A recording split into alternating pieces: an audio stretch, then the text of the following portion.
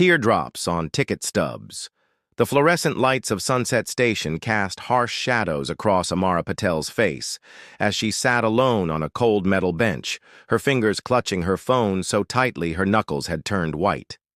The screen displayed a message she'd read at least 30 times in the past hour. "I can't go through with it. I'm sorry." 7 words. That's all Rohan had given her after 3 years together. 7 words to cancel a wedding, to erase their future, to leave her, stranded in a peach-colored bridesmaid dress she'd hastily thrown on after fleeing their apartment. Her actual wedding dress remained hanging in their closet, unworn. A train announcement crackled over the speakers, making Amara flinch. She had no destination in mind. She'd simply grabbed her emergency overnight bag and walked until her heels blistered. The station had offered shelter from both the unseasonable April rain and the flood of concerned messages from the few friends who hadn't already distanced themselves during her relationship with Rohan. "Ticket to where, miss?" The station attendant's voice startled her. Amara looked up, mascara streaking her cheeks. "I don't know yet," she whispered, her voice cracking. The attendant nodded with practiced indifference and moved to the next person in line. Across the terminal, Julian Montgomery hustled through the main entrance, camera equipment bag bouncing against his hip. At 32, he'd filmed over 200 weddings, but he'd never been late to one until today. His car had chosen this morning to break down, forcing him to rely on public transportation to reach the Nguyen Parker wedding. As Julian rushed past the row of benches, something made him slow his pace.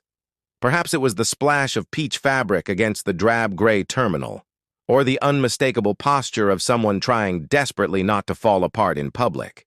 Either way, he found himself stopping beside the bench where Amara sat. "Excuse me," he said gently. "Are you all right?" Amara looked up with red-rimmed eyes. "Do I look all right?" she replied, attempting sarcasm but achieving only vulnerability. Julian set his equipment down and sat on the opposite end of the bench. "Fair point," he conceded. "I'm Julian, and you look like someone who could use this more than me." He offered her an unopened bottle of water from his bag. "Amara," she replied automatically, accepting the water without drinking it. "Shouldn't you be rushing somewhere? Everyone else is—" Julian checked his watch. "I've got 13 minutes before my train. That's practically an eternity in station time." He smiled, noticing the overnight bag at her feet. "Going somewhere? Special?" A bitter laugh escaped her lips. "I was supposed to be getting married today. Instead, I'm—" She gestured vaguely at her surroundings. "Here." "Ah," Julian said, understanding dawning in his eyes. "Hence the dress. I was doing final fittings with my bridesmaids when he texted." Amara's voice was hollow. "I couldn't go back to our apartment. I couldn't face calling everyone. I just—" Her voice broke. Julian didn't offer platitudes or advice. He simply sat with her, a respectful silence that somehow felt more comforting than words. "The worst part is," Amara continued after a moment, "I pushed everyone away for him. My parents begged me not to rush into an engagement. My sister stopped speaking to me after I missed her graduation for his work event." She stared at her hands. "I have nowhere to go." Julian's train announcement echoed through the station. He stood, shouldering his equipment, but hesitated. "This might sound completely inappropriate," he began, "but I'm heading to film a wedding right now. The family is lovely and they're short a bridesmaid. The bride's cousin came down with food poisoning." He paused. "They need someone to fill in for the photos just to balance the wedding party. It's a small ceremony, very intimate." Amara looked at him incredulously. "You want me, a total stranger having a breakdown, to crash someone else's wedding?" Julian shrugged. "I prefer to think of it as cosmic balancing. One wedding missed, one wedding gained." His expression softened. "Plus, it beats sitting alone in a train station, doesn't it?" The absurdity of the situation struck Amara. And for the first time that day, a genuine laugh escaped her lips. "This is insane," she said, shaking her head. "Completely insane." But as Julian extended his hand, Amara surprised herself by reaching for it, leaving her shattered plans behind on the cold metal bench as she followed a stranger toward his train and toward an unexpected possibility of healing. Borrowed bouquets, the Nguyen family home bustled with pre-wedding activity when Julian's rideshare pulled into the driveway. String lights already twinkled across the backyard garden where chairs were arranged in neat rows. Amara hung back as Julian approached a petite woman in her 50s who was directing a young man where to place floral arrangements. "Mrs. Nguyen," Julian called out. "I made it. Traffic was terrible." The woman turned, her face brightening. "Julian, thank goodness. Olivia was worried you wouldn't make it." Her eyes shifted to Amara, curiosity evident in her expression. Julian gestured toward Amara. "This is my friend Amara. Remember how Tiffany came down with food poisoning? Well, Amara has generously offered to step in for the photos if that helps." Mrs. Nguyen's eyes widened with delight. "Oh, the symmetry of the ceremony is saved!" She rushed forward, taking Amara's hands in her own. "What a blessing you are, dear! Thank you!" Before Amara could process what was happening, she found herself swept into the house and up the stairs to a bedroom overflowing with dresses, makeup, and laughing women. In the center stood Olivia Nguyen, radiant in a simple but elegant wedding gown, her dark hair adorned with small white flowers. "Everyone, this is Amara," Mrs. Nguyen announced. "She's saving our wedding photos by filling in for Tiffany." 5 faces turned toward her with varying expressions of surprise and warmth.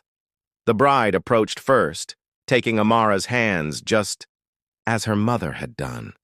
"You're an absolute lifesaver," Olivia said sincerely. "Though I should warn you, you're walking down the aisle with my fiancé's brother, who thinks he's God's gift to women." A tall bridesmaid with a pixie cut laughed. "Zach's harmless. Just smile and nod when he tells you about his startup." "I'm Rebecca, by the way," she added, handing Amara a champagne flute. "The bride's best friend since 3rd grade. That's Jasmine, Priya, and Whitney." Each woman waved as their names were called. "The dress might be a bit short on you," Whitney said, eyeing Amara's height as she pulled out a dusty rose bridesmaid dress from a garment bag. "But we can make it work." Amara's fingers trembled as she accepted the dress. "I don't know if I should." "Nonsense," Mrs. Nguyen interrupted gently. "Today, you are family." Those simple words broke something loose inside Amara. After months of Rohan gradually isolating her from her own family, here were strangers welcoming her without question. Tears welled in her eyes, Olivia noticed immediately. "Oh no, pre-wedding. Jitters are contagious. Don't you start or I'll be next," she joked, but her voice was kind. "It's not that," Amara said, embarrassed. "It's just been a really difficult day." Rebecca exchanged glances with the other bridesmaids. "Well, honey, whatever brought you here, we're glad you came. Now let's get you dolled up. I happen to be a wizard with waterproof mascara." 90 minutes later, Amara stood in front of a full-length mirror, hardly recognizing herself. The dusty rose dress had been expertly pinned to fit her frame. Rebecca had worked magic with makeup, transforming her puffy, tear-stained face into something luminous. Priya had styled her dark hair into an elegant updo with soft tendrils framing her face. "Perfect timing," Mrs. Nguyen declared, popping her head into the room. "The ceremony starts in 20 minutes. As the women made final adjustments to Olivia's veil, Amara slipped into the hallway for a moment of quiet. She leaned against the wall, overwhelmed by the strangeness of the day.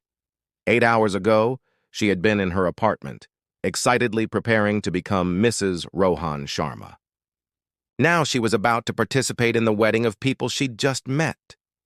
Having second thoughts? Julian's voice came from the stairway. He was adjusting his camera, looking handsome in a dark suit. "About 2 dozen of them," Amara admitted with a shaky laugh. "This is surreal." Julian approached, lowering his voice. "If it's too much, I can drive you anywhere you want to go. Hotel, friend's place, bus station, you name it." Amara was struck by his consideration. Rohan would have dismissed her hesitation, telling her she was overthinking things. "No," she said after a moment. "I want to stay. It's just what?" She gestured helplessly at her bridesmaid attire. "This morning I thought I'd be wearing white. Now I'm wearing rose for someone else's happily ever after." Julian nodded, understanding in his eyes. "Sometimes life writes a different story than the one we planned." He hesitated, then added, "For what it's worth, I think you're incredibly brave." Before Amara could respond, Olivia's father appeared at the top of the stairs. "Places, everyone. The musicians are starting." As Amara took her position in the procession line, arm linked with Zach Parker, who had indeed immediately mentioned his tech startup, she caught Julian's eye across the garden. He gave her a small, encouraging nod before disappearing behind his camera dot. When the music swelled and she took her first step down the petal-strewn aisle, Amara felt something unexpected stir within her chest. Not the paralyzing grief of the train station, but a fragile, tentative hope. Perhaps endings and beginnings weren't always as separate as they seemed. Dancing with strangers. The garden twinkled with fairy lights as evening descended, transforming the space into an enchanted setting for the reception. Dinner had been served, speeches given, and now the small dance floor pulsed with energy as Daniel twirled his new bride to the sounds of a four-piece band. Amara sat at a table near the edge of the celebration, nursing a glass of wine. Throughout the afternoon, she'd been introduced to cousins, aunts, college roommates, and childhood neighbors, all of whom accepted her fabricated story about being Julian's friend from photography class without question. "This seat taken?" A weathered voice broke through Amara's thoughts. She looked up to find Mrs. Nguyen's mother, Olivia's grandmother, standing beside her with a plate of cake. "Please." Amara gestured to the empty chair. The elderly woman lowered herself with a soft grunt. "I'm Ba Lin. You're the emergency bridesmaid," she stated matter-of-factly, her accent musical. "Very pretty. Very sad eyes." Amara blinked in surprise. While everyone else had been too caught up in the celebration to notice anything amiss, this woman had seen straight through her. "Is it that obvious?" Amara asked softly. Ba Lin patted Amara's hand. "Old eyes see more." She took a bite of cake, then added, "My husband left me 1 month before wedding, 55 years ago." "What did you do?" Amara found herself asking. "I cried for 2 weeks, then I moved to America, met a kind man who owned a restaurant, and had 5 children. She smiled, revealing a dimple in her right cheek.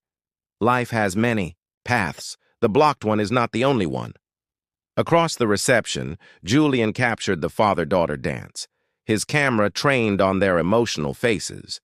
Throughout the day, however, his lens had frequently drifted toward Amara, catching her genuine smile as she helped an elderly uncle to his seat, the thoughtful expression as she listened to the vows, the way she absent-mindedly touched the bare ring finger on her left hand.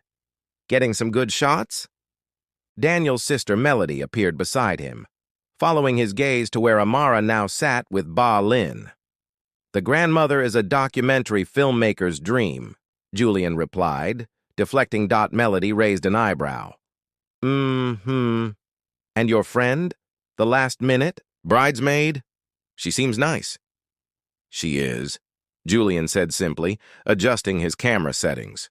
"And you met her. Where again?" Julian hesitated. "It's complicated." "Complicated usually means interesting," Melody persisted with a knowing smile. "You know, the band's taking a break soon. You should ask her to dance before Zach makes another move."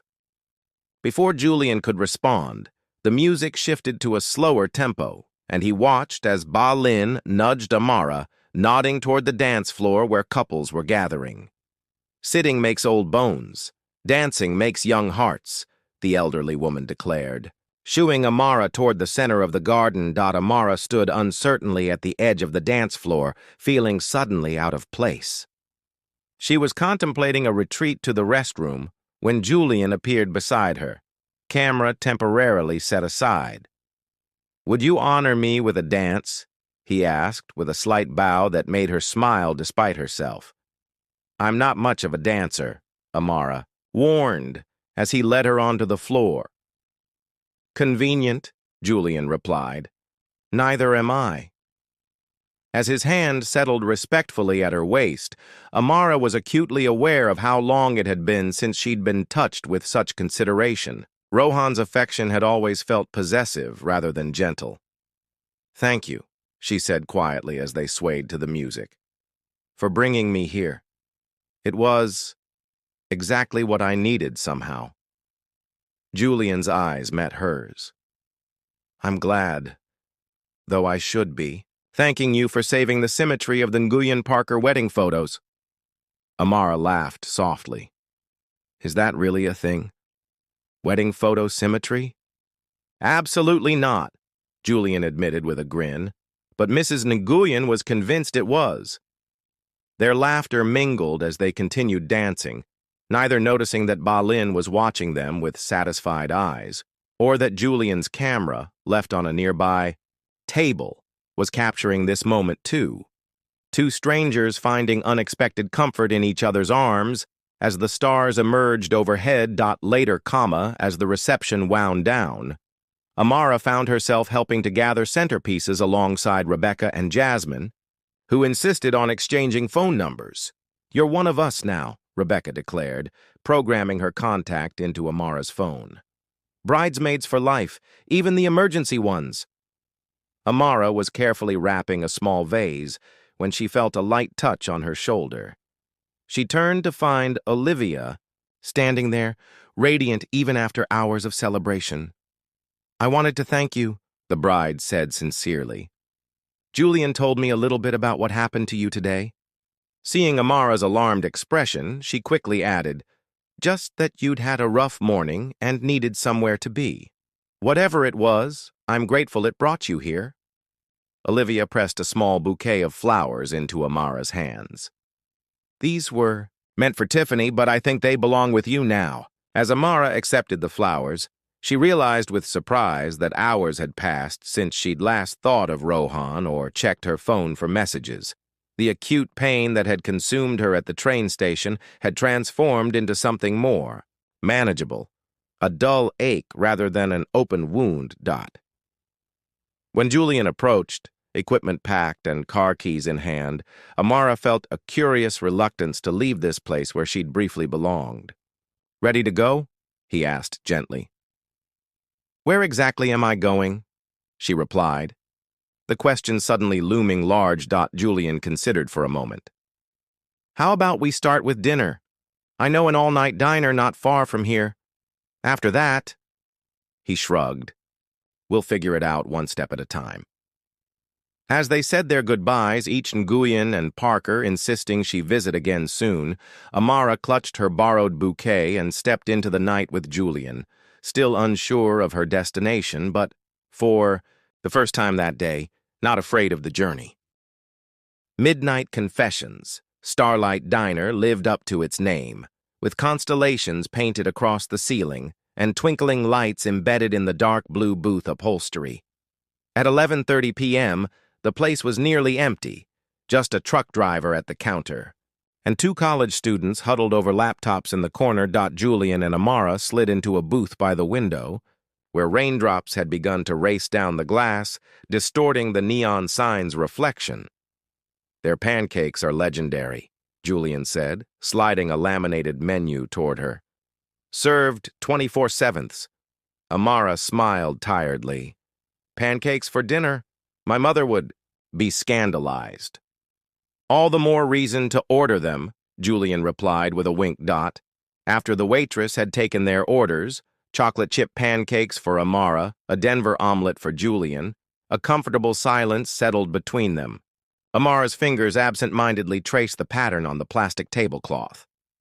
"So," she finally said, "wedding videographer, how does one fall into that career?" Julian leaned back, considering. "I was an art major with a film minor. Couldn't find work after college and filmed my cousin's wedding as a gift. Her friends started calling, then their friends." He shrugged. 7 years later, I've documented over 200 I-dos." "That's beautiful," Amara said sincerely, "capturing people's happiest moments." "Most of the time," Julian agreed, then hesitated. "Though sometimes I wonder if I'm capturing the beginning of something wonderful or—" His voice trailed off. "Or the beginning of a mistake." Amara finished, her voice quiet. Julian nodded, looking slightly embarrassed. "Sorry, that was insensitive given your day." "No," Amara shook her head. "It's refreshingly honest." She twisted the paper napkin in her hands. "Was it obvious that I'd been abandoned?" Julian considered her question carefully. "Not abandoned," he said finally. "More like someone at a crossroads. There's a certain look people get when everything they've planned suddenly evaporates." "You sound like you know it well," Amara observed. Their food arrived, momentarily pausing the conversation. When the waitress departed, Julian cut into his omelet with deliberate precision. "3 years ago, I had a different career path," he said eventually. "I was an associate producer for a documentary film company. Had an apartment in the city, a fiancé who designed costumes for theater, and a 5-year plan." Amara waited as he gathered his thoughts. "Francesca, my fiancé, got an opportunity to work in London. We'd been together 4 years, engaged, for one." Julian's eyes remained fixed on his plate. "I assumed we'd figure it out. Long distance for a while, maybe I'd find work there eventually." But she saw it differently. "She chose London over you?" Amara asked softly. Julian shook his head. "She chose herself, her career, her dreams. And looking back, I can't fault her for that. But at the time," he finally looked up, "let's just say I understand train stations and unexpected text messages." Amara felt a rush of connection. This wasn't empty sympathy. It was genuine understanding. "How long did it take?" she asked. "To feel normal again?" "Define normal," Julian said with a half-smile. "The first month was a fog. The second was anger. By the third, I'd quit my job and bought professional camera equipment I couldn't really afford." He paused. "But honestly, one morning, about 8 months later, I woke up and realized I hadn't dreamed about her. That was the first day of whatever normal is now." Amara absorbed this, taking a bite of her pancakes. "Rohan and I met at a corporate retreat," she found herself saying. "He was charming, ambitious, seemed to know exactly what he wanted." She laughed softly. "Including me." "Red flag number 1, Julian commented, then looked embarrassed. "Sorry, that was presumptuous." "But accurate," Amara admitted. "He pursued me relentlessly. It was flattering at first. Then," she hesitated, "controlling, though I didn't see it that way until recently." Julian listened attentively as she described how Rohan had gradually isolated her, criticizing her friends, finding fault with her family, creating subtle dependencies, how the engagement had come with conditions, moving to his preferred neighborhood, changing her career aspirations to support his. "The irony is," Amara concluded, "when he texted this morning, my first feeling wasn't heartbreak. It was relief." She looked up, surprised by her own revelation. "Does that make me terrible?" "It makes you honest," Julian replied, "and brave for admitting it." Outside, the rain intensified, drumming against the diner's roof. Inside, beneath artificial stars, two wounded souls continued sharing pieces of themselves until the pancakes grew cold and the coffee needed refilling. By the time they exhausted their stories, it was nearly 2 a.m. The waitress had long since stopped checking on them, simply leaving the coffee pot within reach. "I should probably figure out where I'm staying tonight," Amara said reluctantly, the practical world intruding once more. Julian nodded. "I have a spare room. No pressure or expectations, just a place to sleep that isn't a hotel lobby." Amara studied his face, searching for ulterior motives but finding only genuine concern. Any other day she might have declined. But today had already departed so thoroughly from the expected path that one more deviation hardly seemed to matter. "Thank you," she said simply. "I'd appreciate that." As Julian paid the bill, despite Amara's protests, she checked her phone. For the first time in hours, 27 missed calls, 43 text messages, most from Rohan, gradually shifting from apologies to anger at her childish disappearance. One text from her sister Divya stood out. "Whatever happened, call me. I'm here. No judgments." Amara stared at those words, feeling tears prick her eyes. Perhaps not all bridges had been burned beyond repair. When Julian returned to the table, he noticed her expression. "Everything okay?" Amara put her phone away, a small smile forming. "Not yet. But I think maybe it could be, eventually." As they stepped out into the rain-washed night, sharing Julian's umbrella, Amara realized that for the first time since that devastating text message, she was facing forward rather than backward, toward possibilities rather than ruins. New beginnings. 6 months later. Golden autumn light streamed through the bay windows of Divya's apartment as Amara adjusted the collar on her emerald green dress. From the kitchen came the sounds of her mother and sister debating the proper amount of cardamom for chai, their voices rising and falling in familiar patterns that Amara had missed desperately during her years with Rohan. "I still think you should wear the gold earrings," Divya said, appearing in the doorway with 2 steaming mugs. "They bring out the warmth in your complexion." Amara accepted the chai gratefully. "Julian said the wedding is fairly casual. I don't want to be overdressed?" Divya raised an eyebrow over her mug. "Ah, yes. Julian's opinion matters greatly these days, doesn't it?" "Stop," Amara protested, but couldn't suppress her smile. "He invited me as his date because he needs a second pair of hands with equipment. That's all." "Of course," Divya agreed, her tone suggesting exactly the opposite. "That's why he's called you every day for 6 months and why you've assisted at, 12 weddings now?" 14, Amara corrected automatically, then blushed at her sister's knowing look. "It's good experience for my portfolio." The career change had been unexpected, from corporate marketing to photography, but the moment Julian had placed a camera in her hands at the Rosenberg wedding 3 months ago, something had clicked. Literally and figuratively. Now she was building a modest portfolio while taking night classes in photography, her marketing background proving unexpectedly valuable for the business side of creative work. "Well, experience or not," her mother said, joining them with her own chai, "this Julian sounds like a good man, respectful, patient."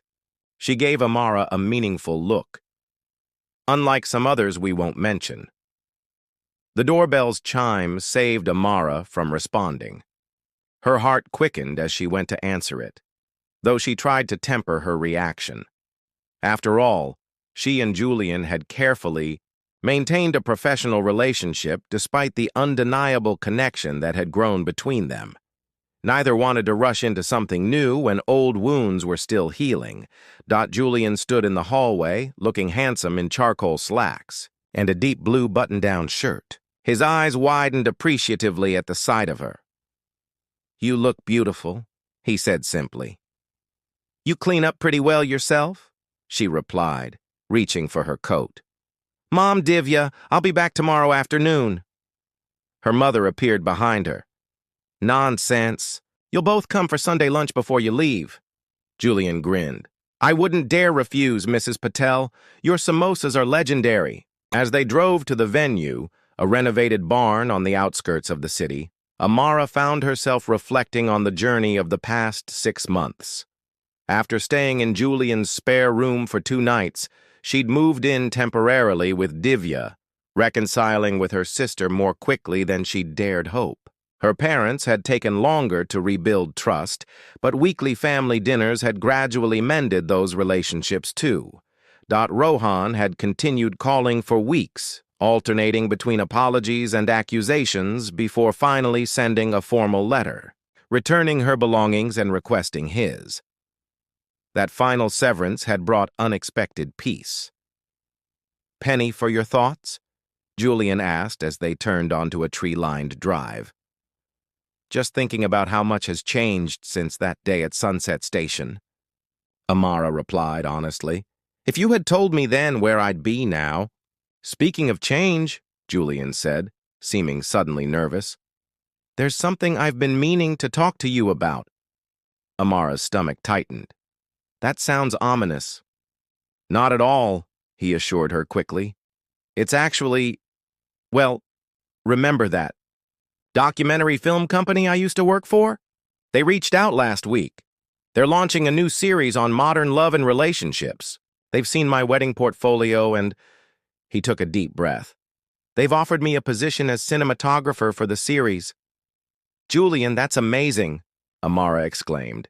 It's perfect for you. When would you start? He pulled into the venue, parking lot, and turned off the engine before answering. That's the thing. Filming begins in January, primarily in Chicago, with some travel to other cities. Chicago, nearly 1,000 miles away. Amara felt a familiar sinking sensation. Oh, Julian turned to face her fully. I haven't accepted yet. I wanted to talk to you first. Why? Amara asked, though something hopeful flickered in her chest. It's your career. You should absolutely take it. Because, Julian said carefully, over these past 6 months, you've become the most important person in my life, and I don't want to make any decision that might jeopardize us.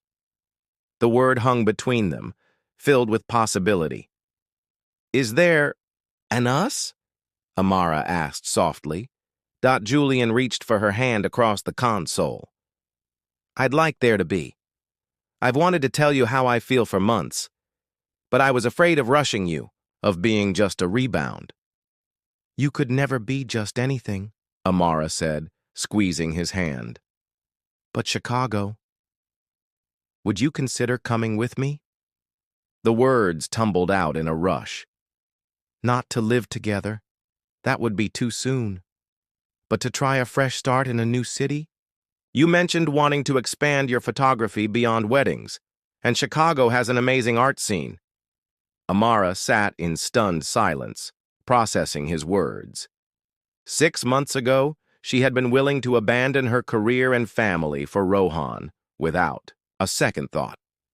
Now, the prospect of following Julian terrified her for entirely different reasons, not because he demanded it, but because the choice was genuinely hers. I'm not asking for an answer now, Julian added quickly. Just something to think about. And if you decide to stay here, we'll figure out long distance. Or if you want space to keep finding your path independently, I'll respect that too. In that moment, Amara understood exactly why her heart had been drawing her toward this man. Where Rohan had directed, Julian offered options. Where Rohan had isolated, Julian encouraged connections. Where Rohan had demanded certainty, Julian embraced the unknown. Let's table the Chicago discussion until after this wedding, Amara suggested. But in the meantime, she leaned across the console and kissed him softly. Their first kiss, tasting of chai and possibility. When they parted, Julian's expression was wonderstruck. Worth waiting 6 months for, he murmured. As they gathered their equipment from the trunk, Amara caught sight of a young couple emerging from a car nearby, the soon-to-be newlyweds, judging by their nervous energy. The bride smoothed her dress anxiously while the groom adjusted his bow tie for the third time. "Ready to capture another beginning?" Julian asked, slipping his hand into Amara, S. She smiled, thinking of train stations and strangers, tears and pancakes, endings and opportunities.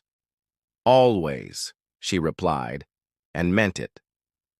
Together they walked toward the weathered barn doors, where golden light spilled out to meet them, not unlike the sunset that had illuminated their first meeting, but warmer, somehow, more like a sunrise.